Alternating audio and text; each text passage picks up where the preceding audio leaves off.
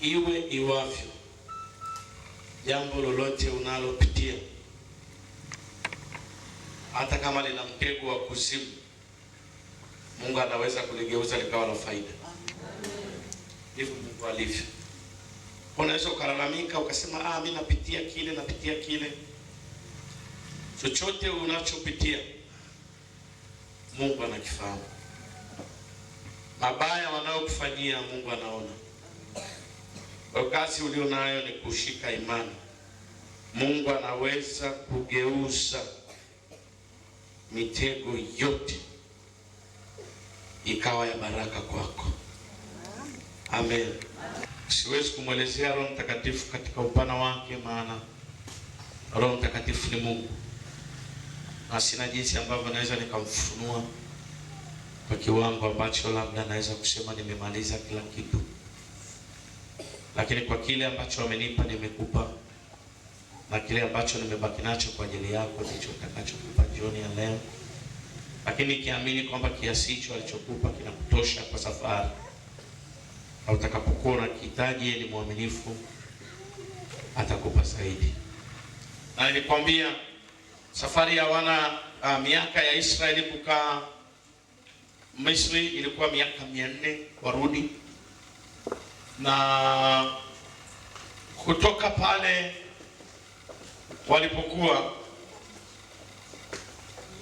mpaka Kanaani, nchi yao ya ahadi, hapa kuhitaji miaka 40. Hasa kithiolojia nisije nikaongea kwa kusahau hapa, lakini wanasema hata kama wangeamua kutembea kwa miguu wasingetembea miezi 2, wangefika nyumbani. Lakini walizunguka pale miaka 40 hawakujua njia. Lakini Biblia inasema Mungu alitaka kuwajaribu kwa sababu ya mioyo yao. Sasa angalia, wanaendelea na safari, na yumkini hata ile njia waliokuwa wanapita bado walikuwa sahihi, wangefika. Lakini Mungu anamwambia Musa wageuze hao watu, walete baharini, walete kwenye bahari.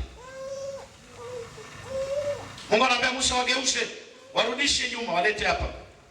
Kwa hiyo wanafika, wanapanga, wanapiga kambi yao pembeni mwa bahari.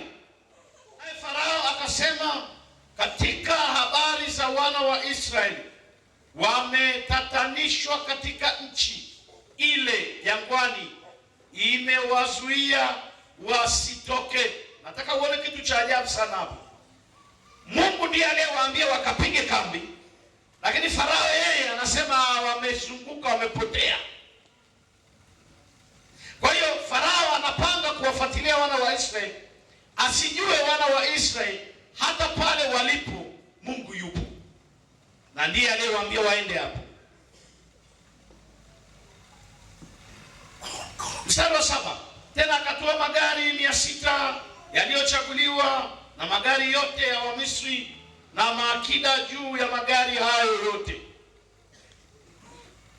Mstari wa 9, Wamisri wakafuata nyuma yao farasi zote na magari yote ya Farao na askari zake wenye kupanda farasi na jeshi lake, nao wakawapata hali wamepanga pale karibu na bahari, karibu na Pi-Hahiroti, karibu na Beel-Sefori.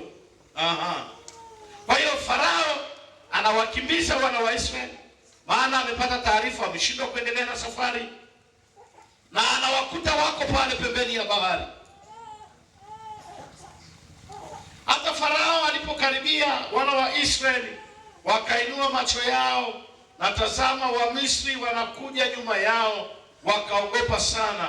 Wana wa Israeli wakamlilia Bwana, wakamwambia Musa, je, kwa sababu hapakuwa na makaburi katika Misri umetutoa huko ili tufe jangwani? Mbona umetutenda haya, hatu kututoa katika nchi ya Misri? Na kukumbusha sasa, ile nilikwambia kilichofanya wana wa Israeli wakafia jangwani, kwa sababu walivuka, lakini bado walikuwa wanaikumbuka Misri. Mstari wa 13,